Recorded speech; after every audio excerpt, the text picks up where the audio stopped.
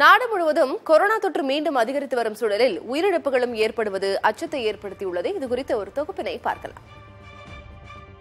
கர்நாடக மாநிலத்தில் கொரோனா தொற்றால் பாதிக்கப்பட்டு சிகிச்சை பெற்று வந்த 3 நபர்கள் ஒரே நாளில் உயிரிழந்தனர். நாடு முழுவதும் கொரோனா பரவல் மீண்டும் அதிகரிக்க தொடங்கியுள்ளது. புதிதாக JN1 வகை கொரோனா வைரஸ் பரவி வருவதால் முன்னெச்சரிக்கை நடவடிக்கைகளை தீவிரப்படுத்த மாநில அரசுகளுக்கு மத்திய சுகாதாரத்துறை அறிவுறுத்தியுள்ளது.